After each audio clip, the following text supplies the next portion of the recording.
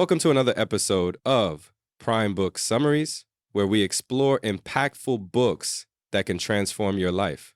Today, we're focusing on a topic that resonates with so many of us: overthinking. We're unpacking Nick Trenton's insightful book, Stop Overthinking: 23 Techniques to Relieve Stress. If you've ever found yourself caught in a loop of worries, anxieties, or regrets, this episode is for you. Overthinking is more than just pondering a problem. It's a cycle of unproductive and repetitive thoughts that drain our energy and cloud our judgment. Nick Trenton defines overthinking as those endless loops that replay our anxieties and regrets, preventing us from living fully in the present. It's like being stuck in a mental maze with no exit in sight.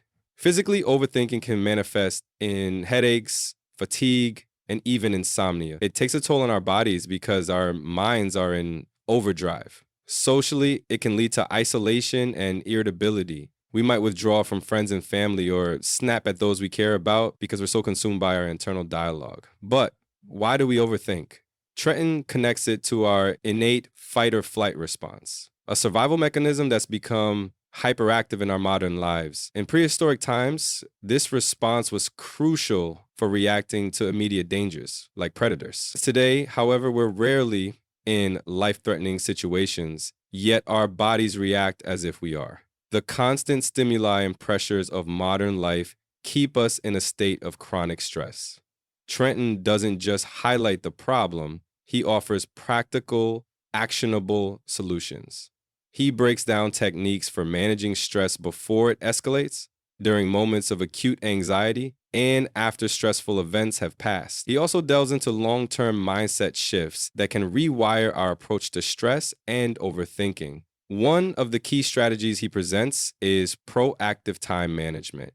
By planning ahead, we can reduce the uncertainties that often trigger overthinking. Trenton introduces the SMART framework for setting goals: specific, measurable, achievable, relevant, and time-bound. This method ensures that our goals are clear and attainable, reducing the mental clutter of vague objectives. For example, instead of saying, "I want to get healthier," a SMART goal would be, "I will go for a 30-minute jog every Monday, Wednesday, and Friday for the next month."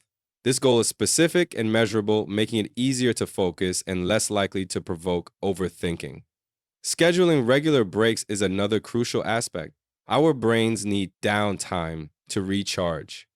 Trenton emphasizes the importance of learning to say no to commitments that overextend us. It's about setting boundaries and recognizing that we can't pour from an empty cup. During moments of stress, Trenton recommends techniques that engage our senses to ground us in the present. The multisensory relaxation technique involves visualizing a peaceful place and engaging all 5 senses to make the visualization as vivid as possible. Imagine standing on a serene beach. Feel the sand beneath your feet. Hear the gentle waves. Smell the salty air. See the horizon and perhaps taste a cool drink. This immersive experience can interrupt the cycle of overthinking by anchoring you in a calming scenario. Another effective method is progressive muscle relaxation, or PMR.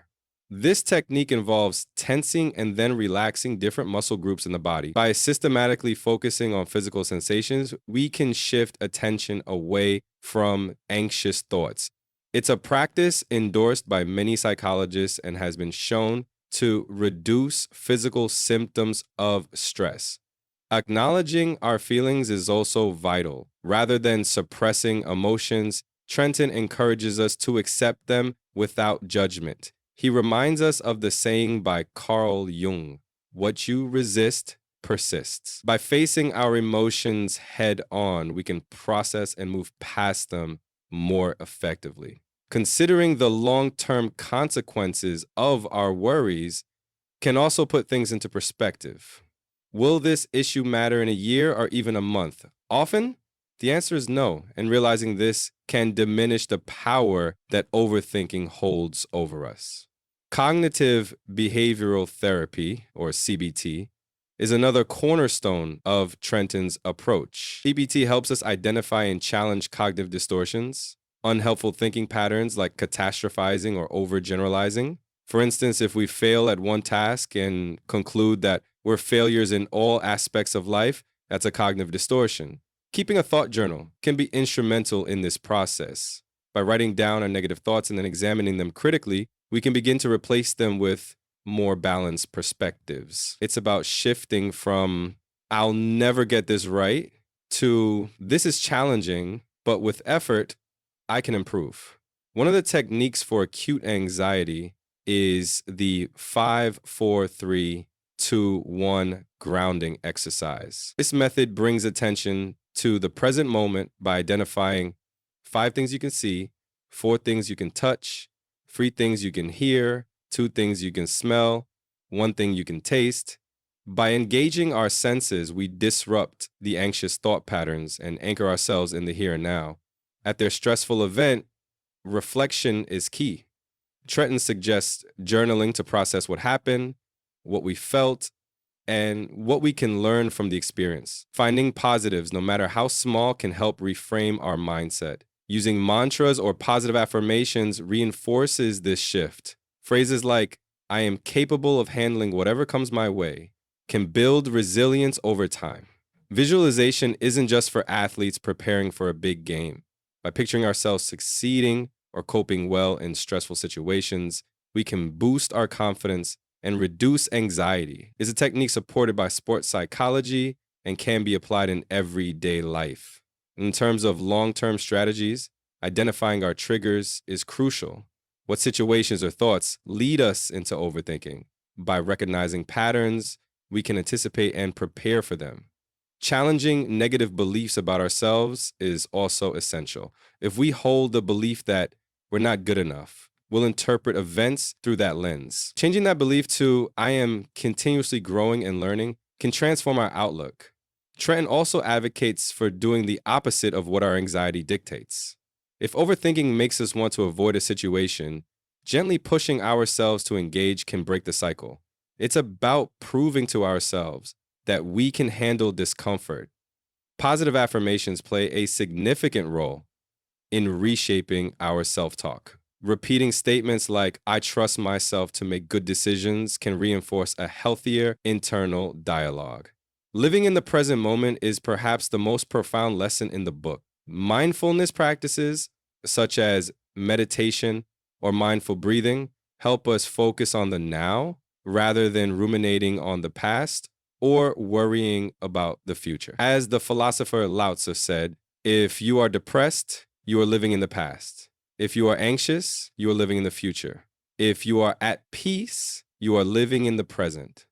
Letting go of things beyond our control is another significant theme. Worrying about outcomes we can't influence only feeds the overthinking cycle. Embracing the uncertainty of life and focusing on what we can control empowers us to act effectively. Throughout the book, Trenton provides tools not just for temporary relief, but for lasting change. By adopting these techniques, we can rewire our brains to respond differently to stress and anxiety. In addition to Trenton's insights, it's worth noting how these techniques align with broader psychological research. For example, Dr. Susan David, a psychologist at Harvard Medical School, emphasizes the importance of emotional agility, being flexible with our thoughts and feelings so we can respond optimally in our environments.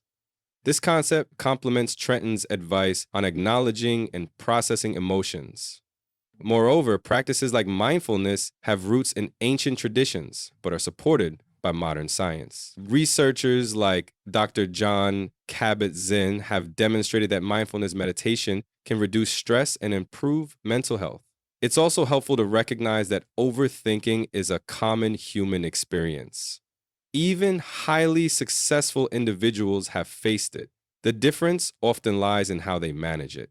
As Mark Twain famously said, I've had a lot of worries in my life, most of which never happened. This quote highlights how much of our stress is self-generated and unnecessary.